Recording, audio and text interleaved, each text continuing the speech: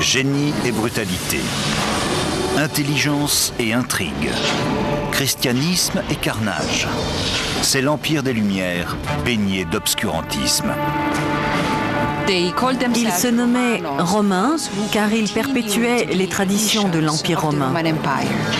Sous la férule de souverains au pouvoir absolu, guidés par des architectes repoussant les limites de la technologie romaine, les Byzantins ont construit l'aqueduc le plus long de l'Antiquité tardive, des murailles pratiquement invincibles et une monumentale cathédrale coiffée d'un dôme défiant les lois de la nature.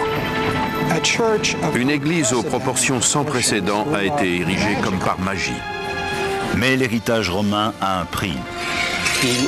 Il a aveuglé 14 000 hommes, laissant un œil à un homme sur 100. L'Empire byzantin est la civilisation dominante de l'âge des ténèbres.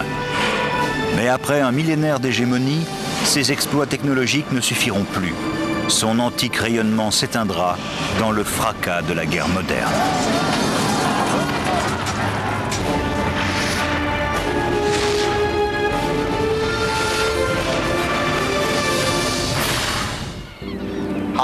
Bonjour, je suis Peter Weller. Byzance est une ancienne cité grecque fondée aux alentours de 600 avant Jésus-Christ et nommée ainsi en l'honneur du roi Byzas. L'intérêt du site, c'est ce mince bras de mer qui relie l'Asie à l'Europe et la mer Noire à la Méditerranée. Le détroit du Bosphore ou passage resserré selon l'étymologie. Aujourd'hui, byzantin signifie intrigant ou retors. Mais durant 1100 ans, l'Empire a non seulement préservé l'important héritage législatif et littéraire de l'Occident, mais aussi établi solidement le christianisme, tout en nous donnant des artisans, des bâtisseurs et des artistes dont on saluera l'influence de la Renaissance jusqu'au XXIe siècle. Et tout commence sous les auspices de l'empereur Constantin, qui, contrairement à tous les arnaqueurs et charlatans de l'histoire, ayant usurpé le surnom de Grand, mérite vraiment cette épithète. 8 novembre 324. Après 2 décennies d'une guerre civile meurtrière, Constantin prend enfin le contrôle total de l'Empire romain. C'est un chef qui a une vision, un brillant stratège, un homme sans limite.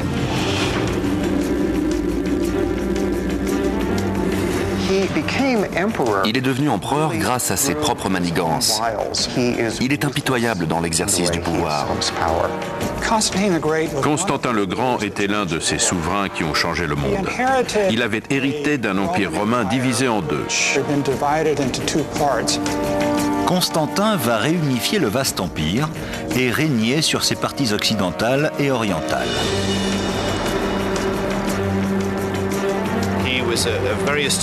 C'était un fin politique, confronté au problème d'administrer, de diriger cet immense domaine.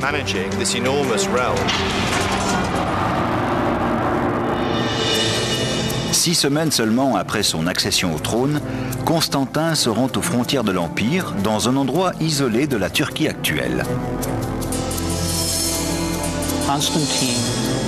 Constantin a pris une lance pour tracer le plan de la ville dans la terre.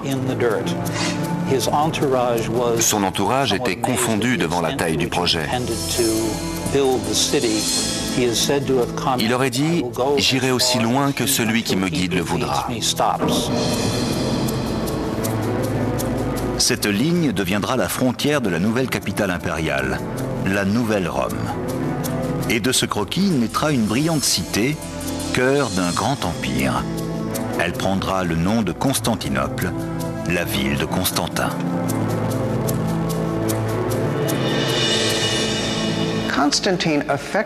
Constantin déplace le centre de l'Empire romain. Il en fonde un nouveau. Il s'est éloigné de Rome et de ses anciennes rivalités, de ses querelles intestines, de ses droits acquis, pour créer une ville qu'il pourrait façonner. La nouvelle cité de Constantin est édifiée grâce aux techniques perfectionnées sous l'Empire romain. Il y a eu une vaste campagne de construction. On bâtissait des forums, des marchés, des édifices à l'image de l'ancienne Rome. Mais le règne de Constantin présente une particularité exceptionnelle. Au contraire de ses prédécesseurs, il va exploiter le pouvoir d'un autre roi, Jésus-Christ. Le christianisme est en plein essor. Il y a une large présence chrétienne dans l'Empire et la simple reconnaissance de cette présence était un geste politique logique. Le christianisme orthodoxe était le fondement de la création et de l'existence de Constantinople.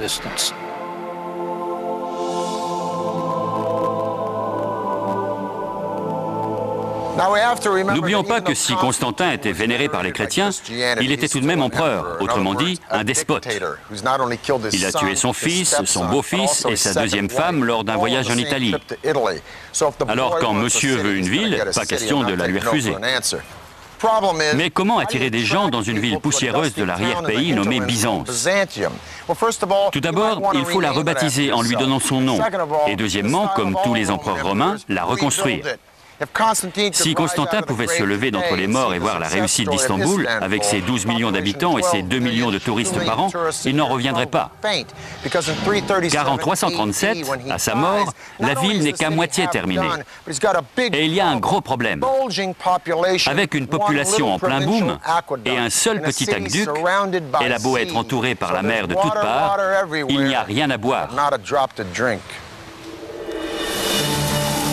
Au milieu du IVe siècle, la ville meurt de soif.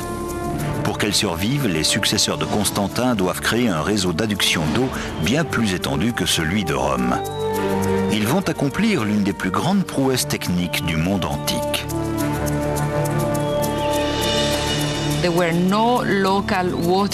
Il n'y avait pas de source d'eau à l'intérieur de Constantinople. Il fallait donc l'acheminer de bien plus loin que dans tout autre endroit du monde antique et de la Méditerranée. La tâche échoua à Valence, un empereur ambitieux qui règne de 364 à 378 et concrétise le projet audacieux de construire l'aqueduc le plus long du monde. Une fois terminé, celui-ci transportera l'eau de source sur la distance époustouflante de 650 km, c'est-à-dire la totalité des aqueducs de l'Empire romain mis bout à bout. La conduite principale commence à 240 km à l'ouest de Constantinople, loin en pays Thrace. Les ingénieurs byzantins doivent d'abord trouver le moyen de conserver une pente descendante régulière pour que l'eau s'écoule. Il y a des tunnels, des conduites de surface et là où c'est nécessaire, des ponts formidables. Entre le IVe et le VIe siècle, les Byzantins bâtissent 60 ponts aqueducs. Le plus impressionnant fait près de 27 mètres de haut. Aujourd'hui, on l'appelle le pont de Coursunlugerm. On construit d'abord des piles géantes en pierre. Une fois les piles érigées, les maçons s'attaquent aux arches monumentales. Des cadres de bois maintiennent les pierres de chaque arcade jusqu'à ce que la clé de voûte soit placée et l'arche terminée. On déplace alors la structure de bois au niveau supérieur pour répéter la manœuvre. Comme les Romains, les artisans byzantins ornent leurs ponts de sculptures religieuses. En revanche, leurs symboles sont chrétiens et non païens. À plus de 120 km de là, un autre pont encore plus gigantesque transporte l'eau jusqu'au cœur de Constantinople, devenue Istanbul, capitale de la Turquie moderne. Je me tiens sur l'aqueduc géant construit pour l'ancienne Constantinople sous le règne de Valens. Un nom qui évoque le pouvoir, Valens. L'aqueduc fait 240 km de long au total, mais cette seule section, entre deux collines, équivaut à 11 terrains de football. Largement de quoi régler le problème d'adduction d'eau de la ville. Et n'oublions pas, comme nous l'avons vu dans tous les autres empires, que lorsqu'on veut marquer son pouvoir par des travaux publics, autant le faire en grand. Mais approvisionner la ville en eau ne résout que la moitié du problème. Une fois à l'intérieur des murs, il faut l'entreposer et il y a peu d'endroits inoccupés. Les ingénieurs byzantins relèvent le défi en créant le système de stockage souterrain le plus élaboré du monde antique. Avec le temps, ils construiront plus de 150 réservoirs souterrains. Voici le plus grand, la citerne basilique. Il faut 336 colonnes de 8 mètres de haut pour soutenir le vaste plafond. Avec ses 138 mètres de long et ses 65 mètres de large, la citerne basilique peut contenir l'équivalent de 27 piscines olympiques. Les réservoirs sont situés dans les creux entre les collines de la ville. Solution ingénieuse qui non seulement utilise les basses terres, mais fournit également une surface plane pour de futurs bâtiments. Les citernes assurent un approvisionnement constant, même l'été quand il pleut rarement et qu'il n'y a qu'un filet d'eau dans l'aqueduc. Grâce à ce vaste réseau de stockage d'eau, la population atteint un chiffre extraordinaire pour une ville de l'Antiquité tardive. À la fin du 5e siècle, Constantinople frôlait le demi-million d'habitants. Aucune ville de l'Europe occidentale ne s'en approchait. C'était une cité légendaire, même pour ceux qui n'y avaient jamais mis les pieds.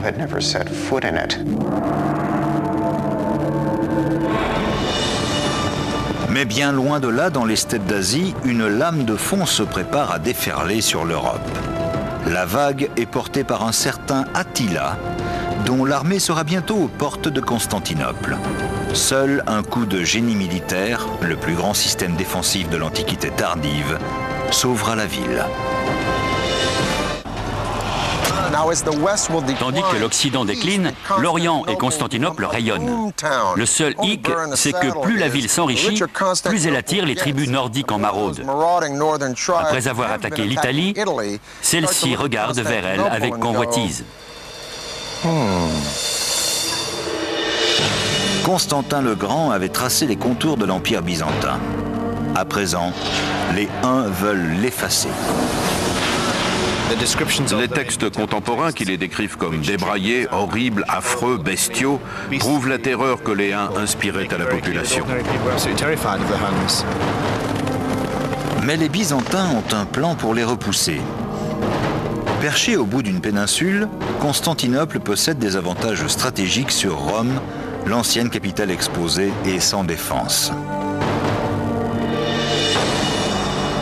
Pour barrer la route à l'ennemi, Constantinople doit protéger sa fragile frontière occidentale par de redoutables fortifications. La solution ? Les remparts les plus solides, les plus sophistiqués jamais construits, le mur théodosien. L'ironie de l'histoire a attribué la plus grande prouesse technique militaire de l'Antiquité tardive à un empereur qui n'était qu'un enfant à l'époque de sa conception, Théodose II.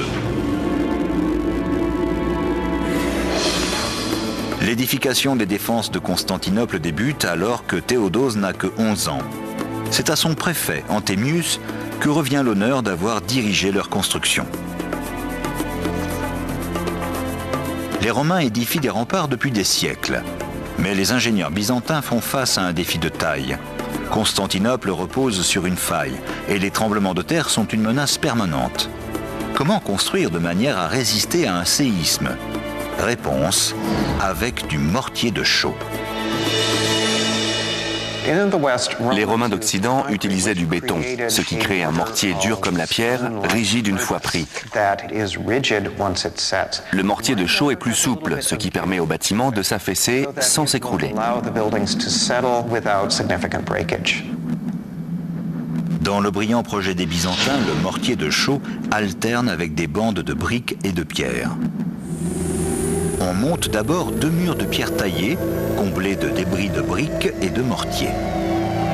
Pour lier les couches de pierre et de débris, des bandes de 5 briques d'épaisseur sont disposées dans la largeur de la muraille. L'avantage, c'est que ça donne une certaine flexibilité en cas de séisme mineur. L'addition des briques brise l'uniformité du mur, ce qui lui permet d'absorber les chocs sans s'effondrer. Grâce à cette technique de couches successives, les Byzantins édifient une barrière monumentale de plus de 10 mètres de haut, épaisse de 5 mètres et dotée de 96 tours géantes de 20 mètres ou plus. Sera-t-elle suffisante pour tenir les Huns à distance ? Le général Sherman disait des Comanches, les meilleurs cavaliers de son temps, qu'ils étaient à cheval depuis si longtemps qu'ils ne savaient plus marcher. Eh bien, les Huns étaient les grands-parents des Comanches. Ils mangeaient, vivaient et mouraient à cheval.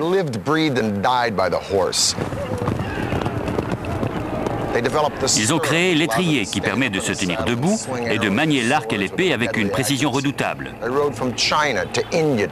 Ils ont parcouru la Chine, l'Inde et l'Europe, pillant et semant la terreur, se gavant de viande crue attendrie sous la selle, vêtue de peau de mulot, qu'ils portaient jusqu'à ce qu'elle pourrisse.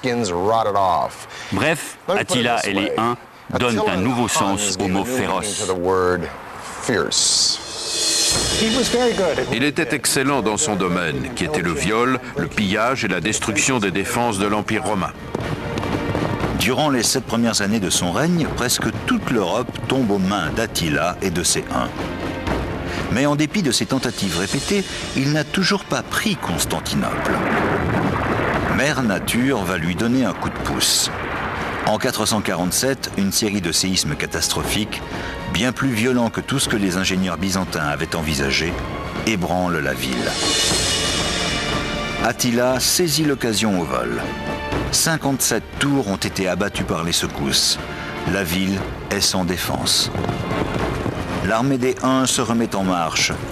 Direction Constantinople. L'empereur Théodose rassemble les habitants pour reconstruire les fortifications à partir des décombres. Elles seront encore plus formidables qu'avant. Mais l'armée ennemie approche rapidement et les citoyens n'ont que quelques semaines pour réparer des murailles qui ont demandé des années de construction. Les Byzantins ne veulent pas courir de risques. Une triple ligne de défense est intégrée au nouveau mur fortifié de Théodose.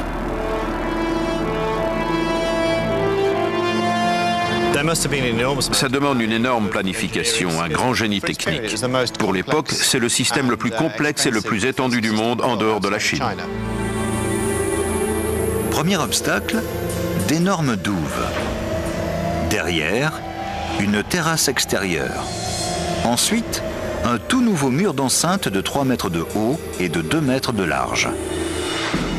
Enfin, la ligne de défense la plus impressionnante, le redoutable mur intérieur d'origine, reconstruit et renforcé par ses 96 tours.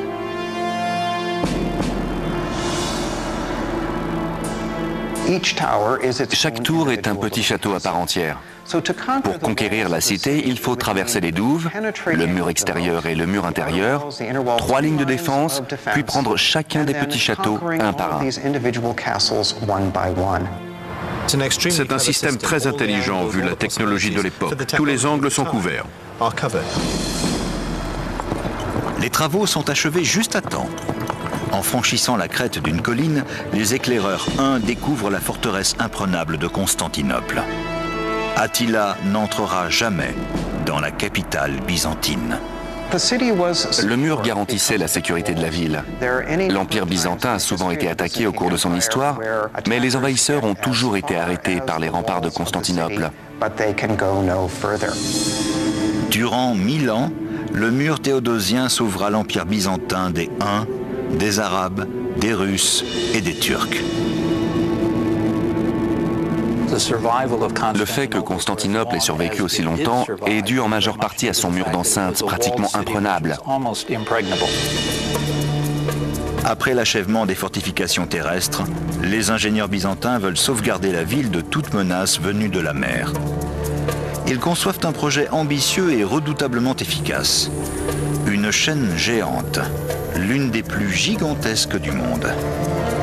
Les forgerons commencent par fabriquer une énorme chaîne de fer d'une longueur équivalent à environ 5 terrains de football. On estime qu'elle comporte 750 maillons de 60 cm flottant sur des billes de bois. Les marins byzantins peuvent haler la chaîne en travers de la Corne d'Or pour fermer le port. Enfin protégée de ses ennemis, Constantinople prospère. Les murs étaient aussi épais, aussi massifs et aussi efficaces parce qu'ils devaient l'être. Constantinople était très riche. C'était comme une banque avec une immense salle des coffres. C'était la ville la plus riche du monde. Pratiquement toutes les grandes routes commerciales s'y croisent. Les richesses de pays aussi lointains que l'Égypte, la Chine et la Russie transitent par la capitale byzantine vers l'Occident. Mais cette manne financière attire les ennemis de l'Empire qui dévastent les campagnes pour grappiller les restes. La capitale était éclatante de prospérité, mais l'Empire rapetissait de plus en plus. Les frontières étaient constamment grignotées par les tribus nomades. À la mort de Théodose II, en 450, la Méditerranée, qui était autrefois le lac privé de Rome, était devenue un vaste océan sur la rive duquel l'Empire représentait à peine une station balnéaire. Faire revivre la Rome de Constantin sera l'unique obsession d'un empereur très controversé, marié à une femme très énergique, au talent très particulier.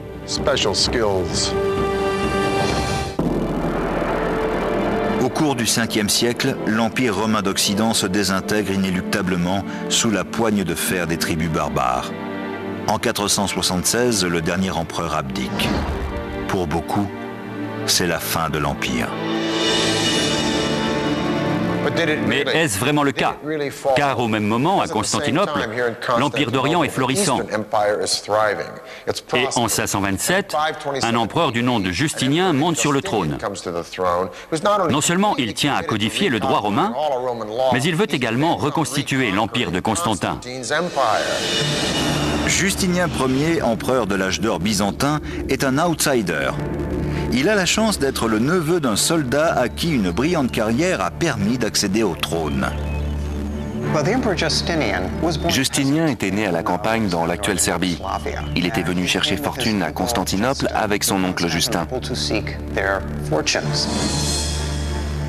Ses 40 ans de règne sont marqués par une intelligence brillante, une éthique de travail sans précédent et une brutalité implacable. 2 ans avant son accession au trône, Justinien épouse une femme superbe et déterminée, Théodora. Il n'y a qu'un problème. Théodora est une ancienne danseuse et courtisane. Pour effacer son passé douteux, Justinien lui offre une promotion. Le jour de son couronnement, il la nomme co-impératrice. Son élévation au pouvoir provoque une onde de choc dans l'aristocratie. On dit que c'était une prostituée qui travaillait près de l'hippodrome, qui dansait avec les ours, et je ne sais pas ce que ça implique, mais ce n'était pas bien vu. Elle avait une vie sexuelle très active. Ensemble, Justinien et Théodora vont gouverner l'Empire en égaux. Elle devait être très intelligente, avoir une volonté de faire et exceller en politique de cour. Justinien pressent qu'il laissera un héritage basé sur la restauration des frontières de l'ancienne Rome. À l'ouest, il commence par reprendre les territoires perdus au cours des ans. À Constantinople, il se lance dans de vastes campagnes de travaux. L'ennui, c'est que pour les payer, il lève des impôts monstrueux, tout aussi populaires à l'époque qu'ils le seraient aujourd'hui. De surcroît, il veut contrôler ou supprimer toute forme de célébration païenne. L'étude des anciens philosophes d'Athènes, le jeu, la prostitution, l'adultère, l'homosexualité, les chrétiens qui ne pensent pas comme lui, et les juifs. Il n'a pas beaucoup de fans. Et alors, il est empereur. Il se fiche de sa cote de popularité. Grave erreur. Tandis que Justinien resserre son étau, le ressentiment de la population tourne à la rage. Et contrairement aux autres civilisations, où les masses n'ont pas de lieu pour exprimer leur colère, les Byzantins ont l'hippodrome. C'est le cœur de la vie sociale de Constantinople. Conçu comme un stade pour les courses de chars, il peut accueillir jusqu'à 100 000 personnes. Sa construction s'est étalée sur 2 siècles. Une tâche colossale, exigeant chacune des techniques du bâtiment connues à l'époque. En forme d'épingle à cheveux géante et calquée sur le célèbre Circus Maximus de Rome, l'hippodrome fait près de 500 mètres de long et 117,50 mètres de large. Le terrain décline brusquement à l'extrémité sud du site, choisi par les architectes. Ils ont construit des soubassements voûtés comme dans la Rome antique, afin de créer une plateforme au bon niveau. On fait venir artisans et maçons de toute la Méditerranée. Ils commencent par bâtir l'arcade du soubassement, haute de 4 étages. Elle constitue une galerie abritant échoppes et cafés. Au-dessus, 2 étages de gradins surmontés d'un portique surplombent la piste sablée.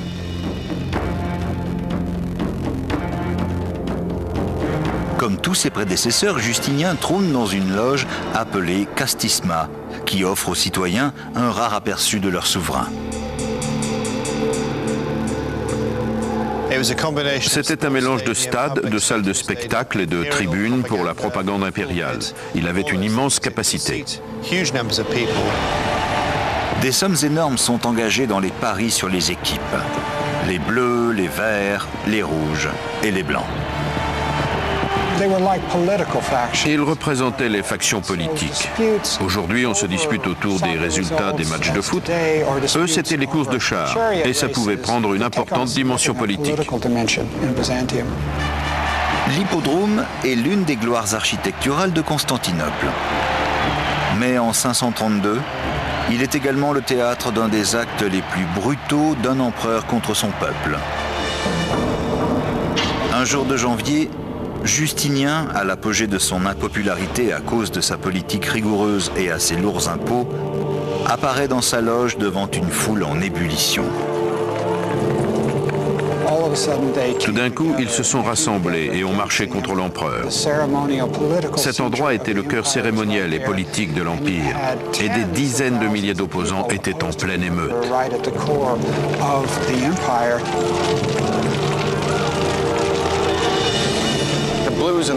Les bleus et les verts n'étaient pas des bandes rivales. C'étaient des factions englobant aussi bien des voyous des rues que des politiciens ou des aristocrates. Et lorsque des milliers d'entre eux ont envahi l'hippodrome au cri de « Nika, Nika, victoire, victoire » pour protester contre les impôts écrasants, c'était comme si la droite et la gauche s'étaient retrouvées au Stade de France pour manifester ensemble, ce qui ne serait pas une si mauvaise idée. Malheureusement, la grogne a tourné à l'émeute et l'émeute à l'insurrection. Une semaine plus tard, un tiers de la ville était en cendres. Justinien a eu tellement peur qu'il a failli s'enfuir. Dieu merci, il avait une femme de tête. Il était prêt à gagner la rive asiatique du Bosphore, mais Théodora, ancienne actrice et prostituée, lui a dit « Je ne vais pas tout abandonner maintenant, bats-toi ». Et il l'a fait. Les paroles de Théodora font mouche. Les représailles de Justinien seront calculées et terribles. Il envoie ses généraux rassembler une troupe qui marche sur l'hippodrome. La fin de la sédition Nika est un événement de proportion biblique. Justinien appelle les rebelles à se réunir dans l'hippodrome, suggérant qu'il pourrait leur faire des concessions. C'est un piège. Les portes se referment sur eux et les troupes impériales les massacrent. En quelques minutes, tous les insoumis sont systématiquement abattus. Le centre de la vie publique de Constantinople est devenu un charnier estimé à 30 000 corps. C'était un homme accessible et affable qui pouvait d'une voix douce ordonner le meurtre de milliers de personnes.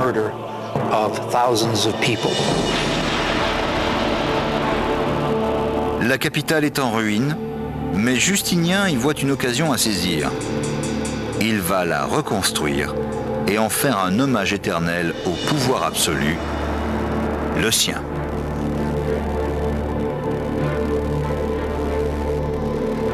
Des cendres de Constantinople naîtra l'une des plus magnifiques églises du monde.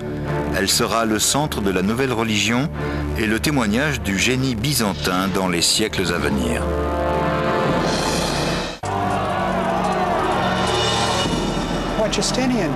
Après avoir maté la rébellion, Justinien a immédiatement entrepris de moderniser la ville. Et il a proclamé qu'il tenait les rênes et que tout allait bien dans l'Empire romain. Justinien n'est pas connu parce qu'il était impitoyable. Nous nous souvenons de lui parce qu'il nous a légué un somptueux héritage architectural. La priorité de l'empereur est de rebâtir la principale cathédrale de la ville. l'église de la Sainte Sagesse, Sainte Sophie, qu'on appelle aujourd'hui Hagia Sophia. Il charge les architectes Isidore de Milet et Antémios de Tralles de sa construction. Respectivement professeurs de physique et de mathématiques, excellents théoriciens, ils n'ont pas une grande expérience du terrain. Les architectes de Sainte-Sophie n'étaient pas les meilleurs de leur temps. Pour le meilleur ou pour le pire, ils étaient professeurs. Nous autres, professeurs, n'avons pas toujours les connaissances pratiques. Pourtant, Justinien leur laisse carte blanche. Il n'a que deux exigences, que la cathédrale soit terminée le plus vite possible et qu'elle ne ressemble à aucun autre monument sur Terre. Les travaux démarrent 6 semaines à peine après la sédition de Nika. Il fallait des années pour former des équipes d'ouvriers, pour rassembler tous les matériaux de construction nécessaires à un projet de cette envergure. Justinien l'a fait pratiquement dans la seconde. Isidore et Antémius proposent un projet de conception révolutionnaire et de proportions gigantesques. Ils veulent créer la plus grande coupole du monde, 32 mètres de diamètre. Pour cela, ils vont perfectionner un élément architectural inventé par les Romains, mais jamais parfaitement réalisé, le pendentif. Il faut d'abord construire 4 arches massives pour soutenir le dôme. Viennent ensuite les pendentifs, des triangles sphériques qui permettent de couvrir un espace de plan carré avec une coupole de plan circulaire et de répartir son poids uniformément sur les 4 arches. L'addition de demi-coupoles plus petites ouvre un espace encore plus vaste.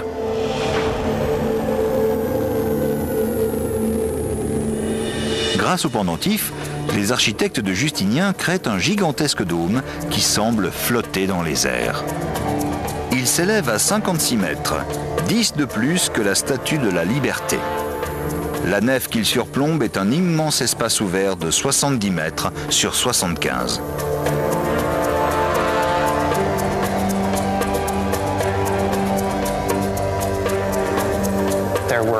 Il y avait 100 équipes de 100 ouvriers, dont la moitié travaillait du côté nord de l'édifice et l'autre du côté sud, rivalisant entre elles pour ériger la grande église.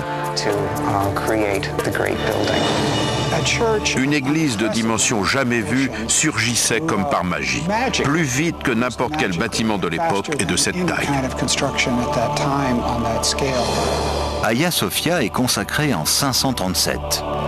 Moins de 6 ans après la pose de la première pierre.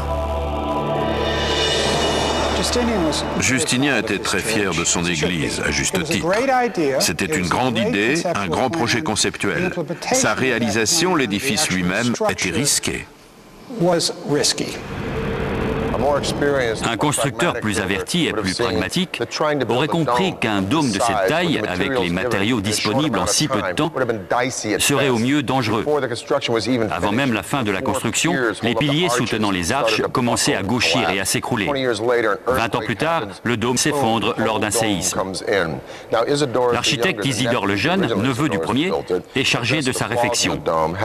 Il solutionne le plus grave défaut en surélevant le sommet, car une poussée plus verticale sur un dôme plus haut s'appuie sur le sol qui forme un bon support. Un dôme aplati, trapu, dont la poussée est horizontale, refoule le poids sur les côtés et boum, tout s'écroule. Isidore rehausse donc le dôme de 6,40 mètres et voilà le résultat. Sa conception novatrice n'est pas l'unique raison de la célébrité de Sainte-Sophie. Les colonnes sont délicatement ornées des monogrammes de l'empereur et de son épouse. Il ne nous est jamais permis d'oublier que c'est le grand œuvre de Justinien et de Théodora.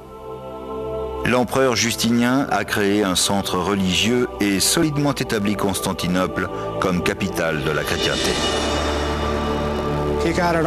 Il a utilisé un architecte pour faire passer un message important. Et c'est un message important. La plus grande église de la chrétienté, le dôme le plus vaste du monde jusqu'à la Renaissance. Un édifice qui écrase les thermes de l'ancienne Rome et tous les grands temples de l'Antiquité. À la fin de son règne, l'Empire byzantin a atteint sa taille maximale. Il comprend la Syrie et la Palestine, l'Asie mineure, l'Italie la Grèce et au sud, l'Afrique du Nord et l'Égypte. Mais le peuple paie le prix de l'expansion. Les constantes campagnes militaires de Justinien, associées à son obsession de reconstruire la capitale, ont quasiment réduit l'Empire à la faillite. L'Empire ne s'est jamais remis de la mégalomanie de Justinien. Il est peut-être symbolique que le dôme de Sainte-Sophie se soit écroulé. Comme il a repoussé trop loin les limites politiques de l'Empire, il a repoussé trop loin celles de l'architecture.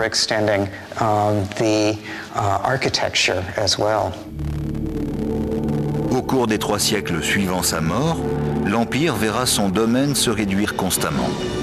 Mais Constantinople demeure un havre de sécurité dans le chaos. Et au Xe siècle, les Byzantins renouent avec la gloire militaire, équipés d'armes à la technologie de pointe et menés au combat par le plus fin stratège ayant jamais ceint la couronne.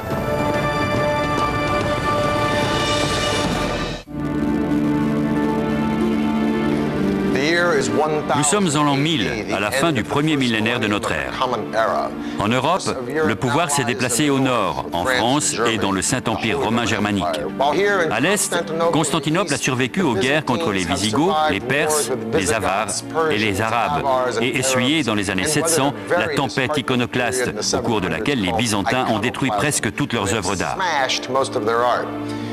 Mais ils ont repris du poil de la bête et en 1014, ils sont prêts à reconquérir toute la péninsule des Balkans, du Danube jusqu'à la Grèce.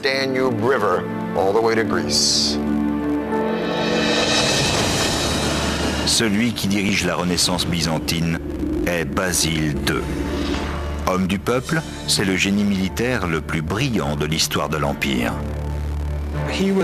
C'était un empereur qui ne se satisfaisait pas du luxe du palais. Il partait en campagne contre ses ennemis tous les ans à la tête des armées byzantines. On le voit comme un empereur-soldat. C'était un chef militaire extrêmement compétent, très capable, très intelligent et plein de ressources, ainsi qu'un bon souverain. Le plus grand ennemi de Basile est le tsar Samuel qui règne sur la Bulgarie, un royaume slave en rivalité pour le contrôle des Balkans. En 986, une dizaine d'années après son accession au trône, Basile subit une défaite cuisante devant Sofia. La première fois qu'il a attaqué au nord, il avait tout juste 18 ans. Il s'est jeté droit dans une embuscade. Humilié, Basile jure qu'il se vengera de la nation bulgare. Une vengeance qui aura lieu un quart de siècle plus tard. En attendant, sa défaite enhardit ses adversaires au sein de l'Empire. Après avoir réprimé une série de révoltes, Basile veut reconquérir les territoires perdus et rendre tout son éclat à Byzance. Il ordonne à ses ingénieurs d'inventer un nouveau modèle d'arme de siège, le trébuchet.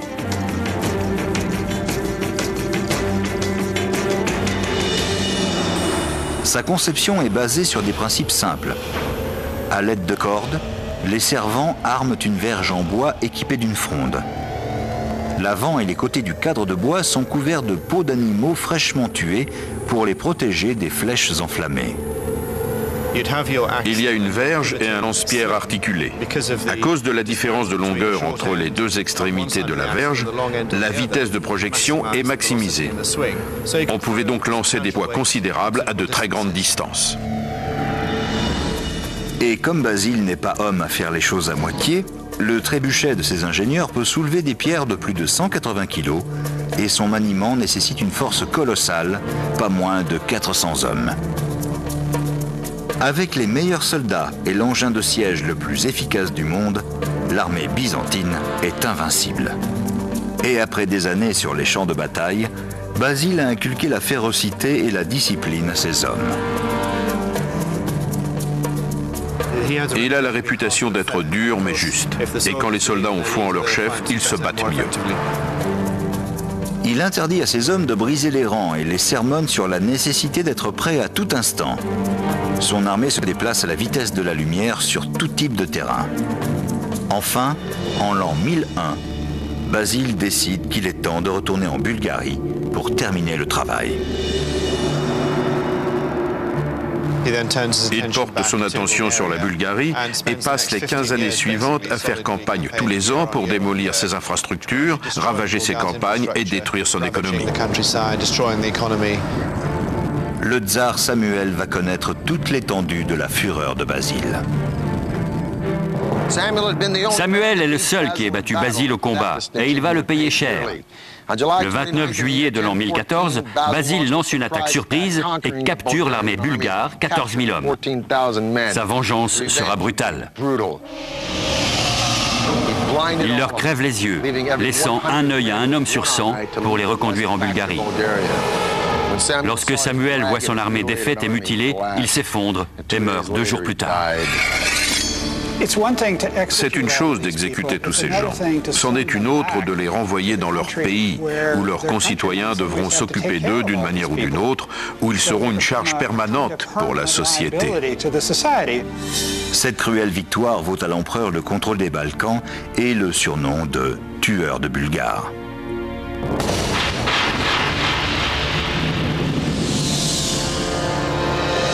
En 1025, à la mort de Basile, les Byzantins sont à l'apogée de leur pouvoir. Mais sans personne à la barre, l'Empire est déchiré par les luttes intestines. Par la suite, il aurait fallu un grand général comme Basile II. Il n'y en avait pas. En 1453, les Ottomans lancent une nouvelle arme contre les murs imprenables de Constantinople. La pierre et les briques ne résisteront pas au feu des canons. La poudre et le canon ont changé les lois de la guerre. La Constantinople byzantine avait été construite pour un mode de combat devenu obsolète au XVe siècle. Les murs fortifiés de Constantinople, qui avaient tenu 1100 ans, sont franchis. Désormais, la reine de l'Orient s'appelle Istanbul. C'est la fin de l'Empire byzantin. Mais ces innovations et ces prouesses techniques témoignent d'une civilisation magnifique qui a emprunté à Rome le livre des bâtisseurs d'empire et y a ajouté ses propres pages. Ce qui est fascinant dans l'Empire byzantin, c'est que lorsqu'on parle d'empire, on pense puissance politique. L'Empire byzantin doit être compris comme une puissance culturelle. C'était une société intellectuelle très sophistiquée. Les religieux grecs s'intéressaient à la littérature ancienne. Ils conservaient d'anciens textes. On dit souvent que la chute de Constantinople et l'envoi de ses livres en Occident ont contribué à l'avènement de la Renaissance.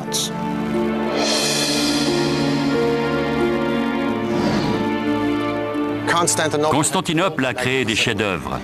Elle a catapulté le christianisme au firmament. Elle a façonné les lois du monde occidental. Elle a préservé l'héritage du savoir de l'Antiquité. Mais l'Empire byzantin a disparu pour de bon. C'était Peter Weller.